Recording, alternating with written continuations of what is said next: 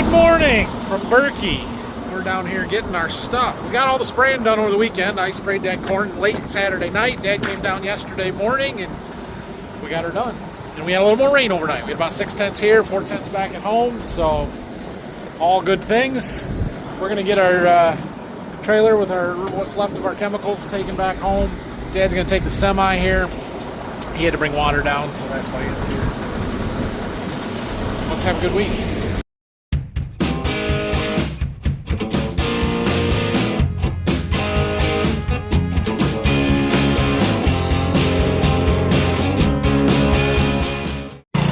Alright, well, we don't have a ton of stuff left. Dad had a little bit of extra water, 300-400 gallons.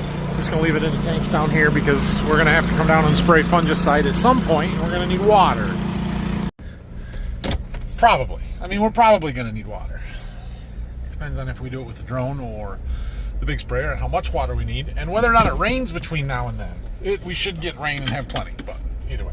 Anyway, I don't know that we'll be able to spray any beans today back at home. I suppose it's possible.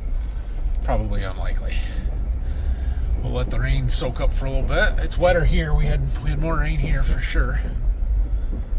But the crop should take off now, and the weeds should die. And the beans, fungicide on the corn, we're sitting in good shape. I made it back up here. We got to get our trailer unloaded. I think we're done with our boron and our zinc, other than we got a little bit of drone spraying to do. So we're going to go ahead and move these out of here. We can get some out if we need to. But we're going to put that Total Liberty over here, and I've got some Enlist that we might use on some of this too. So we're just getting stuff set up to spray beans instead of corn now. Well, it's too windy and a little too wet to do any spraying today. We'll see what tomorrow looks like. I'm going to figure out what else we're going to do today. Might go around and look at some more beans and look at some crops. Just see where things are coming up. We've got most of the fungicide on. I need to get the drone trailer set up to spray. I got a couple more stops to pick up boxes. That might be a good thing to do this afternoon, which isn't going to make a real exciting video, but that's okay. Anyway, it's about lunchtime. I'm going to go home and eat, and then I got somebody coming to talk about some stuff. A salesman rep from a company of some seed treatment stuff, so we'll talk to him and then make a plan from there, I guess. Came to look at a few soybeans here. We're trying to decide whether it is too sticky to spray or not tomorrow. I think we're going to be okay. This is the new farms we picked up this year. That barn where we store some equipment is down over on that end of the field. And I just wanted to come out here and see what we got and look at the weed pressure a little bit. These are easily the weediest beans that we have, by far. While herbicide programs are a year-to-year thing, right? We're putting different herbicides on for corn and beans. Pressure mounts from year to year and can be cumulative. And so if you do a really good job in your corn, you'll have less problems in your beans. If you do a good job in your beans, you'll have less problems in your wheat, that kind of stuff. And well, we're seeing that their program in the corn for the people that farmed this last year was not quite as robust as what the program that we use in our corn is, and we have a lot more weed pressure out here. We have this grass, which wild oats maybe that's called, I'm not sure. There's quite a bit of it right here. We've got a lot. There's more volunteer corn in this field than I've seen in a long time. A lot of this volunteer corn. There's a patch there, there's a patch over there, there's a pocket there, over there. Over there's a big spot of it. We've got a dandelion here. We've got a patch of thistles here. And we do have a bunch of thistles in a lot of our fields. That's not unique to this one. But there's weed pockets over there. These are pretty weedy. At least for what we would like. We've got some of this. I don't know what this is exactly, but we should be able to kill it all. We're going to run a pretty robust program here. We're going to make sure we got a high rate of clethodim for this volunteer corn and try and clean all this stuff up. So let's take a look at the beans here while we're here. Look pretty decent. There's our cotyledons, unifoliates, V1, V2, V3, almost a V4, almost.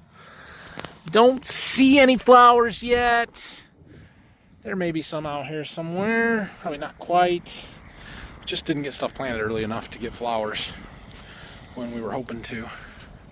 But back to why we're here. Is it too sticky to spray? I mean, it's not great, but I think we'd be okay. I think we can get across it, so I imagine we'll be here tomorrow morning. Yeah, there's a lot of stuff out there. Drive past here.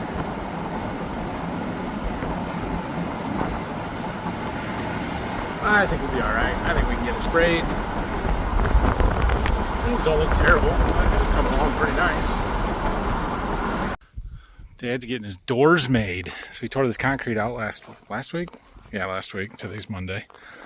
And then he formed this up. And we'll pour concrete eventually, but this will work for now. And so now he's getting some doors. Alright, well, I helped him get that door up there. I have noticed from the other side, you can see some of my grass starting. These ends don't look so good here. Oh, I know why. Crap! Alright, well, what are you going to do? Herbicides work. Herbicides, they work. About 120 foot worth of work. Yeah, Here we have some grass growing. Right here. And it gets thicker as we go that way. From about here that way, yeah, there's no grass. Funny thing is, it's about 120 foot. That's about a sprayer pass. Idiot sprayer operator, me. I sprayed the pre-emerge on this field. Didn't shut the boom off where our grass strip is supposed to be, so we're gonna have mud on that end. But the rest of this is gonna grow in, fill in here. We might have to scatter a little more seed, it looks like, on the east side of the lane here, but it's coming. It's gonna take a little while. So tomorrow morning we're gonna get our herbicides and stuff. We're gonna load the truck. We're gonna load the sprayer. We got those fields that I was just at. There's 250 acres down there to spray. We'll take the truck over there.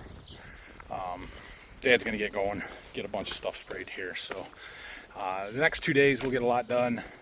I might do some spraying on Wednesday, sort of sounds like at the moment. So we're also going to try and get the drone trailer hooked back up. We're getting a pile of stuff that needs to be drone sprayed. We got a little bit of corn to finish up, so I might try and do that tomorrow. It won't take too long to do 60 acres, 65 acres. And then we've got a couple of bean fields, one or two, that have some muck pockets that Dad's like, why don't you spray those? I don't want to do it. All right, I can do that. So we'll use the drone. Spray some of that. We need to start spraying some manganese. If you remember last year, we have some beans where we have high organic matter in the muck soils that need manganese. And so we have some foliar manganese sulfate that we spray on, and the drone is the best way to do that. But it can't be mixed with the herbicide. It's got to be a separate application. So those acres have to be sprayed twice, and stuff starts piling up here. Anyway, I'm sure there's not enough for an actual good video here. This one was not great. Sorry. I could make it a members only. Not that this is the content my members expect from me, but hey, what are you going to do? We'll see what I got here. I might roll it in tomorrow. We might do that. We might just post it normal. Oh, that's not going to fly. The fiber optic guys have been back. They buried a box in my yard. Fine. Did they take the little one out? They must have. There was a little green one. Thought it was right there. They must have taken it out, and we put in a big one. But this, I don't want that there. I don't want that post in my yard that I have to mow around. Okay. That's not going to last very long. It was in the ground all 3 inches. Alright. Whatever. Can I open this? No, not without a pry bar or something.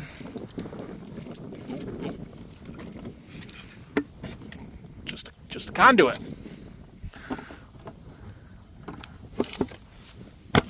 Okay.